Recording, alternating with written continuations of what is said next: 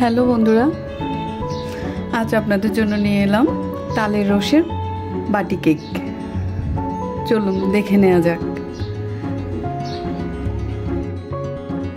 প্রথমে একটি বাটি নিয়ে 1 কাপ সুজি দিয়েছি, 1 কাপ দুধ দিয়েছি,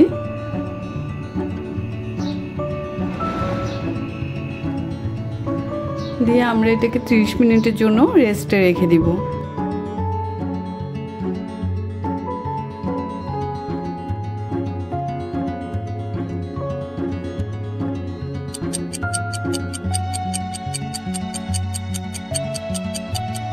এই তো চলে এলাম 30 মিনিট পর। দেখেন সুজিগুলো খুব ভালোই ফুলে উঠেছে। এরপর 1 কাপ ময়দা দিয়েছি,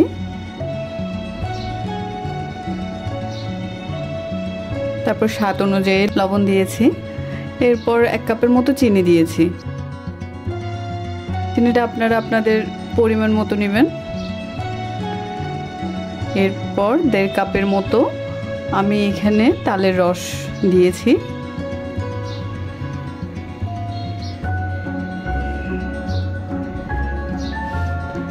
এরপর ভালোভাবে একটু মাখিয়ে নিতে হবে। মাখানোটা প্রায় শেষ হয়ে এসছে। এরপর আমরা 2 টেবিল চামচ গুঁড়ো দুধ পাউডার ইউজ করেছি।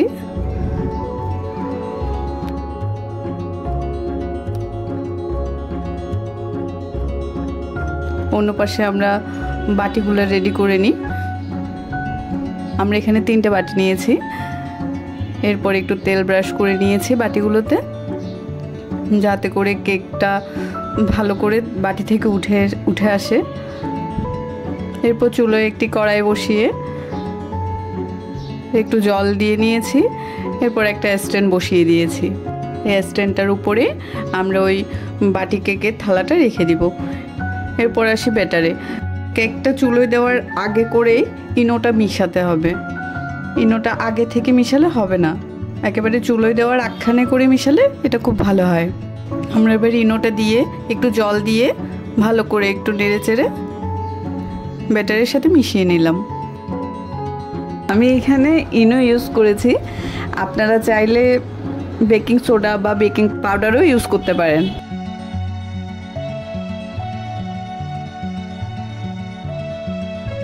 এরপর আস্তে আস্তে চামচে করে আমরা বাটিগুলোতে দিয়ে দিব। একটু কম করেই দিতে হবে, এতে করে কেকটা একটু ফুলবে, বাটিটাতে একটু জায়গাও থাকলো।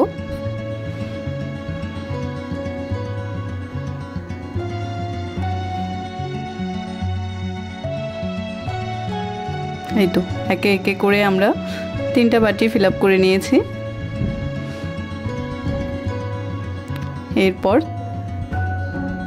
স্ট্যান্ডের উপর বাটিটাকে রেখে দিলাম। এরপর ঢাকা দিয়ে 10 মিনিটের মতো অপেক্ষা করব। 10 মিনিট পর ঢাকাটা তুলে এরপর উপরে একটু কাজু বাদাম, আপনাদের কাছে যদি কাঠবাদাম থাকে ওটাও কেটে দিতে পারেন। আমি এটা যখন বাটিতে দিচ্ছিলাম ব্যাটারটা, তখন যদি দিয়ে দিতাম বাদামটা নিচে চলে যেত, এর জন্য 10 মিনিট অপেক্ষা করে দিয়েছি। এরপর ঢাকা দিয়ে আবার 30 মিনিট অপেক্ষা করেছি। এই তো রেডি হয়ে গেছে আমাদের বাটি কেক। আপনারা এইভাবে একবার বানিয়ে দেখতে পারেন, আর কেমন লাগলো আমায় অবশ্যই কমেন্ট করে জানাবেন।